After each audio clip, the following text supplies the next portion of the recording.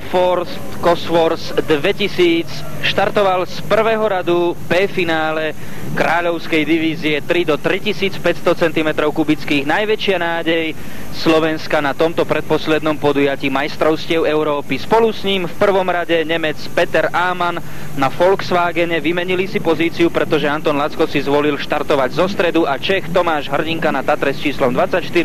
V druhom rade potom Holanďan Tenny Callaghan a Rakúšan Helmut Mitterlehner. Z tretieho radu štartujú Čech Jaromír Štetina, Slovák Miloš Vlčanský a ďalší Čech Daniel Landa a zo štvrtého posledného radu Roman Kolesníkov z Ruska a tiež ďalší z našich zástupcov Patrik Vereš na Tatre. Odštartované Anton Lacko zatiaľ za Čechom Tomášom Hrdinkom, ktorý mal najlepší štart. Tu vidíte jeho žlté vozidlo.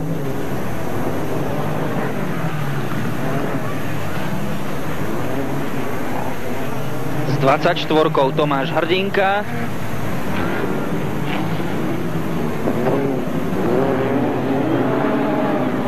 Dobre odštartoval aj Tenny Callaghan z Holandska, ktorý sa z druhého radu prepracoval na druhé miesto. Také by malo byť poradie na prvých dvoch pozíciách. Po prejazde cieľom na treťom mieste Jaromír Štetina z Českej republiky na Tatre a potom Rakúšan Mitterlehner na Porsche 3500. Anton Lacko klesol až na 6. miesto. Dodajme, že vo svojej prvej rozjazde krátko pred 10. hodinou predpoludním sa mu darilo, skončil na druhom mieste, potom na treťom, ale v tretej bol iba 5. a preto mu patrila celkovo 9. pozícia po súčte jednotlivých umiestnení všetkých pretekárov a toho odsúdilo štartovať v tomto B-finále a bojovať o účasť medzi elitnou desiatkou. Zatiaľ sa Antonovi Lackovi nedarí. Na druhom mieste Tenny Callaghan z Holandska, ďalší z členov týmu Fast and Speed. Na prvom mieste Tomáš Hrdinka, člen Delta Racing týmu.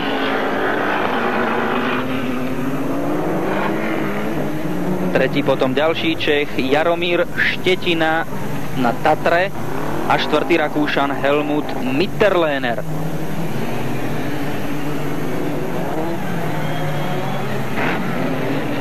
Tomáš Hrdinka je v celkovom poradí majstrovstiev Európy na 13. mieste.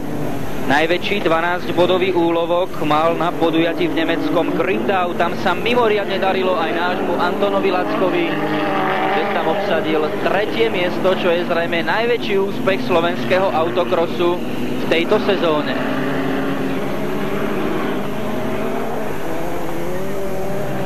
Na prvom mieste celkom suverénne Tomáš Hrdinka, za ním potom ale tuhý boj o 3. a 4. miesto. Na druhej pozícii sa tiež suverénne drží Tenny Callaghan a o 3. miesto bojujú Štetina s Mitterlehnerom. Tomáš Hrdinka je zároveň vedúcim pretekárom majstrovstiev Českej republiky.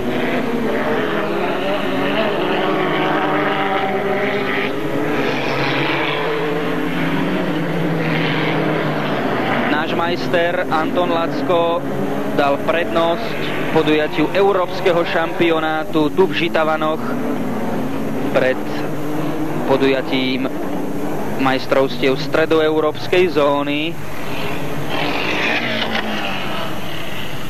Škoda, že sa mu v tomto B-finále príliš nedarí, stále sa drží na 6. pozícii. Ešte 2 kolá do cieľa pre vedúceho pretekára a tým je tento muž so strojom Tatra, Tomáš Hrdinka, na druhom mieste Tenny Callaghan z Holandska a tretí ďalší Čech Jaromír Štetina.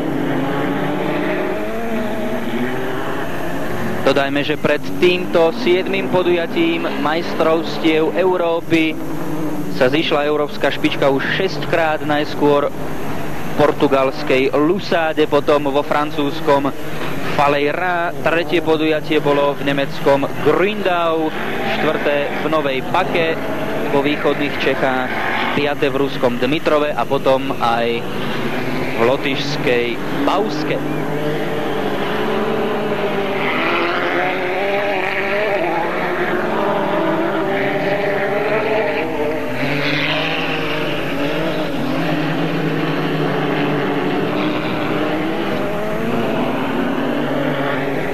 Vedúci pretekár Tomáš Hrdinka je stále na prvom mieste, ale na tretie sa prepracoval Roman Kolesnikov z Ruska z týmu Fast and Speed, ale s najväčšou pravdepodobnosťou už neohrozí finálové postavenie druhého muža Dannyho Kellegena z Holandska.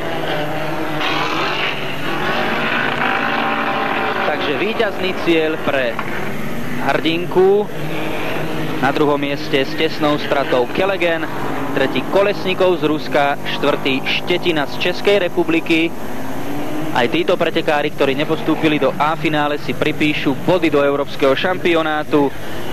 Piatý je teda Mitterlehner z Rakúska, šiestý v B finále Čech Daniel Landa a 7. náš Anton Lacko. Anton Lacko, majster Slovenska v divízii 3 do 3500 cm kubických. Vediete poradie v majstrovstvách Slovenska aj v tejto sezóne, takže spokojný zatiaľ s tohto ročnou sezónou? S tohto ročnou sezónou som spokojný. Myslím si, že obhájim titul z minulého roku, i keď toho roku som mal trošku problémy a hlavne tu v Žitavanoch. Som z prvého miesta vypadol v poslednom kole pre závadu z špeciálu. Vedete aj poradie v zóne strednej Európy, ale neštartujete v Maďarsku na ďalšom podujatí, pretože ste dali prednosť podujatiu majstrovstiev Európy v Žitavanoch. Áno, vediem o 9 bodov zónu.